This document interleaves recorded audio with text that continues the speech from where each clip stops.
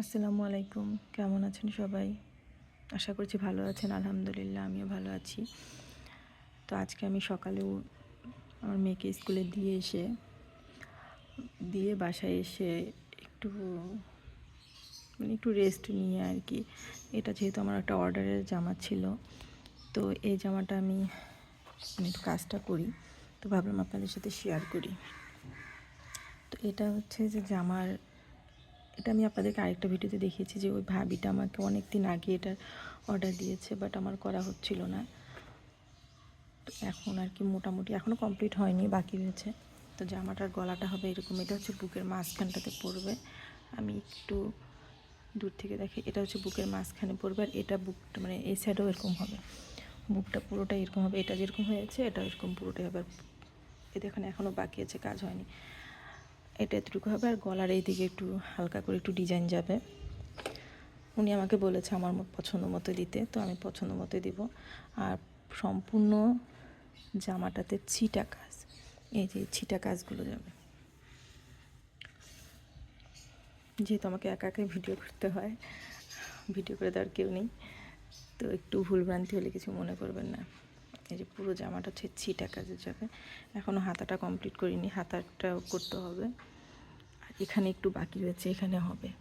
এটা আমি স্কিপ করে আমি উপরে গলাটা করতে গিয়েছিলাম, তো এখানেও ওই যে আটটা করাই আছে, আর একটু মিশে যাচ্ছে, সমস্যা নেই, আমি আবার করে নেব।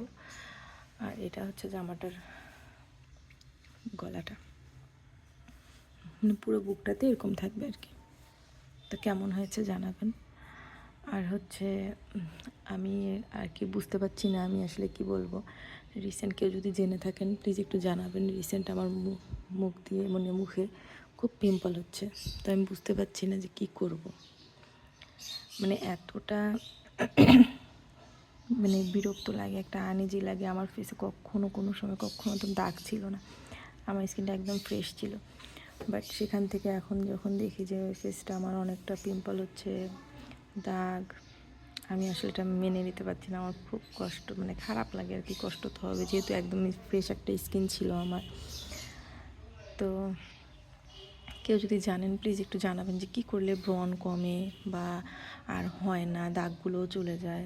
যদি একটু জানাতেন আমার অনেক হেল্প হতো আর কি।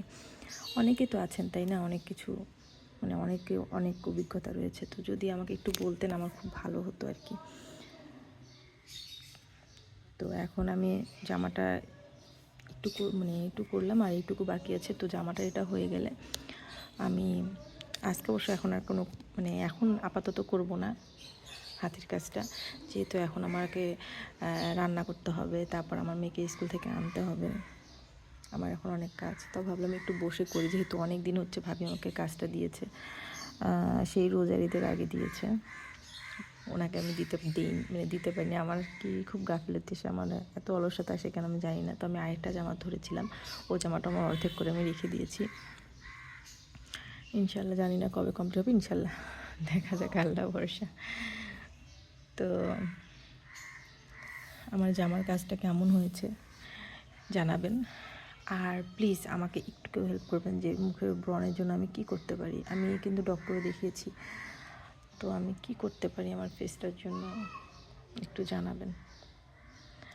আর ভিডিও যদি এতটুকু ভালো লাগে প্লিজ চ্যানেলটাকে সাবস্ক্রাইব করতে ভুলবেন না। আর যেহেতু আমার চ্যানেলটা নতুন, একটু সাবস্ক্রাইব করে আমার পাশে থাকবেন। তো আজকে এ পর্যন্তই, আল্লাহ হাফেজ।